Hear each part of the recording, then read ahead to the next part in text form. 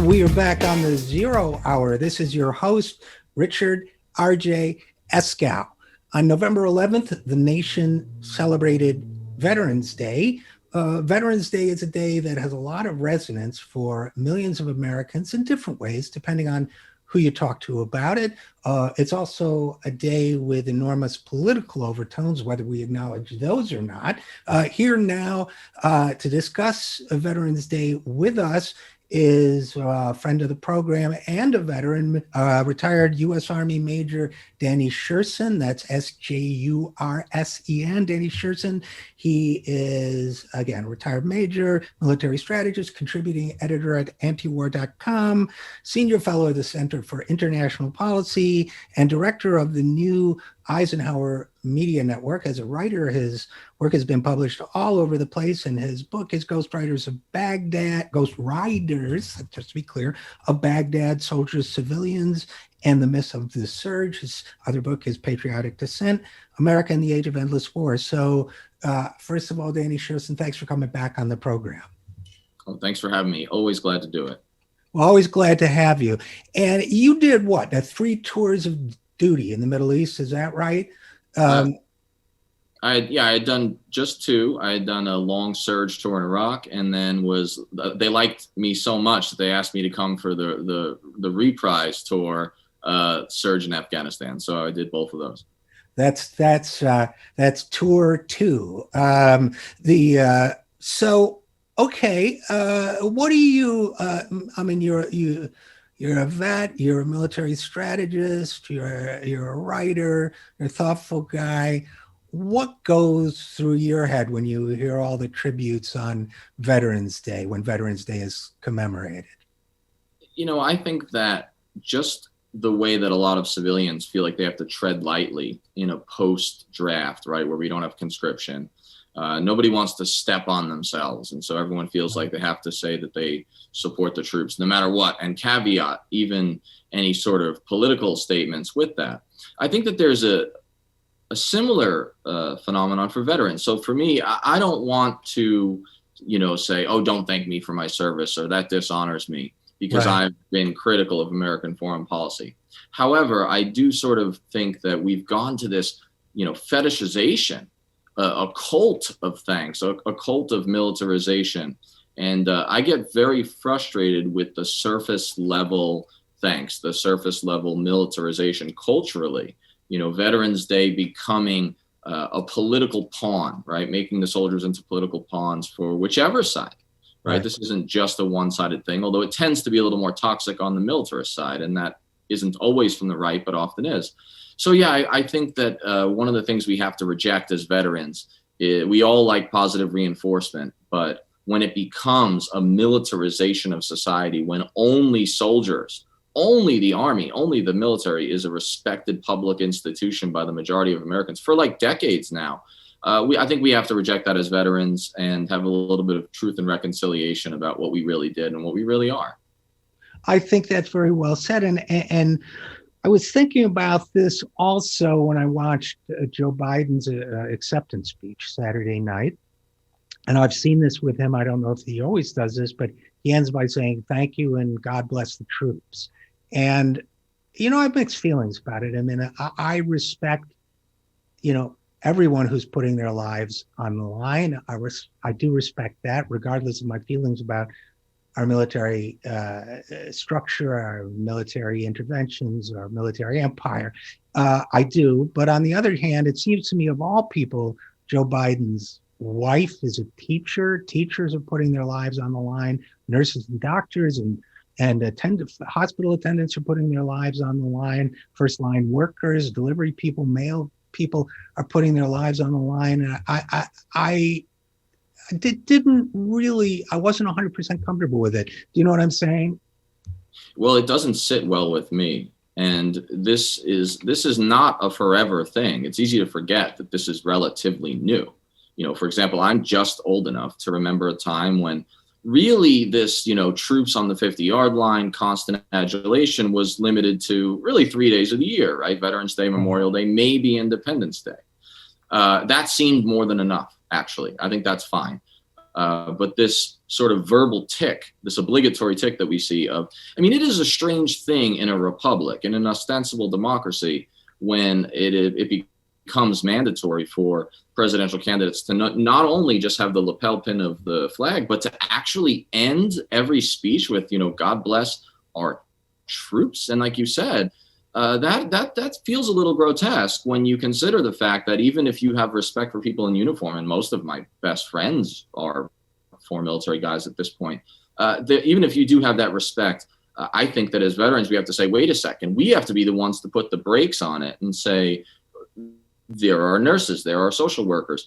How do we define ourselves? If we are a democracy, if we are a civilian-controlled military republic, as we claim to be, all right, then there's something very strange, disturbing, and actually kind of socially diseased about a verbal tick that says, God bless the troops of all people, because there's a whole lot of different ways to contribute to society. And I'll argue that policing the Iraqi Civil War wasn't necessarily the most wonderful and glorious of all. Well, and if you're, pardon me for bringing this up, Democrats, but if you're Pete Buttigieg and your experience, even in that, was reserved to a few weeks of driving officers around the base, and then you come back and say, I didn't carry a gun for my country to XYZ, then I think people are politically exploiting military service. So, I mean, that's my personal perception. There's another dimension of this I wanted to talk with you about, Danny Sjursen, which is, obviously the people I've known in the military are not like a representative cross sample, but my mom's was a military family. My grandfather was a colonel. I guess he retired one step up like they do, but her two brothers served in World War II. One died there. Her sister was career Air Force, what became the Air Force Women's Air Corps. Both my father and uncle on my father's side were in the military, in the Marines. So a lot of military in my background. One of my best friends who passed away recently was in his 90s. The ones who fought in World War II, at least, and the ones I knew, did not have this overly fetishized view of military service in general and officers in particular. I mean, you talk to any one of them and they knew that generals were full of it, or they believed they did, and were politicians more than they were geniuses. They felt that war is something nobody should have to go through if it's not absolutely necessary, on and on and on. So it seems to me that a lot of the sacralization of military service, as opposed to appropriate respect, comes from people who were never in the military, and I think maybe have a mythical view of it. But what do you think of that? Well, I think that there are some soldiers who are guilty of it, who allow themselves or actually purposely use themselves as pawns, right? Use their service as some sort of badge to jump to the next level. And I think Pete Buttigieg is a perfect example of that, right? I have a lot of issues with him and the way he's used his service. However, the problem, I think, when you compare the generations, and this isn't everybody in the military, is it's enough, though. When you tell people they're heroes and that they're better somehow than everybody else, if you imply that over and over again for 2 decades, they're going to start to believe it. I mean, this is the nature of human beings, and we all like gold stars and we all like positive reinforcement. And so I think this is really dangerous, and it does set up this civil military divide, especially when we no longer have citizen soldiers that are representative. We no longer have a draft, as flawed as the old draft was. And so, what you end up with, I think, is a military generation that is more inclined, not all of them, but more inclined to, I always joke that there are too many soldiers that I knew, and too many of my bosses in particular who I didn't necessarily like, who I always say they should walk around on Veterans Day with a T-shirt that says, "You're welcome for my service," and I'm being like absurdist, yeah, but there's something to it. Right. And it sort of also saves a lot of acknowledgement effort. You probably have to emotional labor, I think they call it nowadays. And again, my guest is Danny Sjursen, retired U.S. Army officer and director of the Eisenhower Media Network.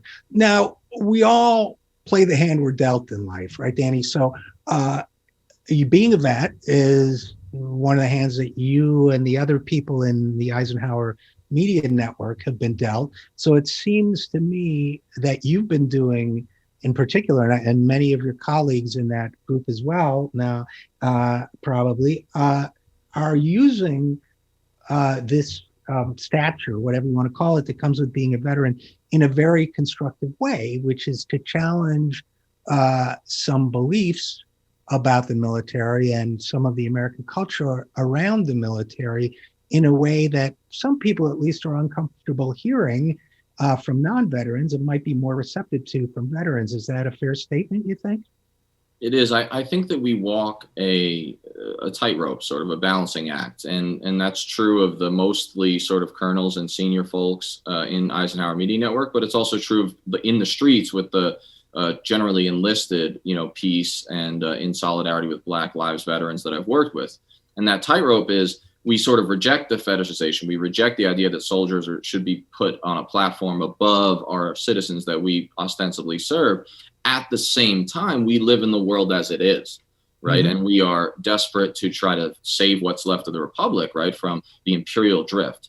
And in order to do that, if the platform of having been there, done that on some level gives a leg up or gets someone to listen, then absolutely we're going to try to organize a group of those folks to row in the same direction, because most of the people that I've been responsible for helping to recruit have already been doing this work on some level, but in disparate spaces, different organizations, different levels of effort at different points in their lives. And so what we're really just trying to do is work together to get as many placed in whatever media platform to get that voice out. And so, yeah, we're using that platform, but at every point, I think you'll find that most of the people that I deal with, most of the people that I work with, my colleagues, they do caveat with this sort of rejection of the over fetishization of military and militarization. So it's a tightrope, but yeah, absolutely. We live in the world as it is, and we're going to fight with the tools we have. And if people trust us because we're military, well, great. We're going to offer some hard truths. Good. And one last thing I've been pondering, Danny Sjursen, that I wanted to talk to you about. I remember after Vietnam, there was a lot of talk about mental health and drug problems among Viet vets, and some of that I think crossed the line into stigmatizing and overgeneralizing. And I know it upset some friends of mine who fought there to be like put in that bag of like you assume you know what's going on with me, and now I'm wondering about there's this we've covered it on the show, even this concern that with all the right-wing organizing that's going on in a lot of our American institutions, including the military and the police, that military veterans, a very small percentage, but still it doesn't take many, might become the cadres of a kind of new civil war or right-wing uprising. And I guess as long as I have you, I'm trying to sort out how much of that is stigmatization and how much of that might be a legitimate concern. Do you have any thoughts about that? Yeah, I mean, I wrote a piece called Sectarian America with the provocative title discussing the possibilities of sort of communal warfare at the low or even at a higher level. And one of the things I talk about is the gun problem and the veteran problem, right? What do you do with a country that has all these loose guns? What do you do with a country that has all these loose, about 3 million combat veterans, right? Just walking about in society.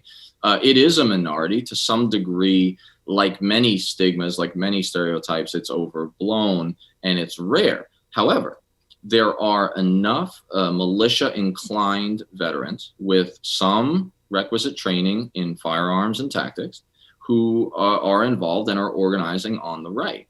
This is a real thing. And even outside of just the military component, we have to, again, deal with reality. And the reality is uncomfortable if you are a progressive activist. And I'm not calling for us to arm and have a revolution, but I am saying that in the case of violence, it just so happens that there is a wild disparity between who has the guns and who has the training.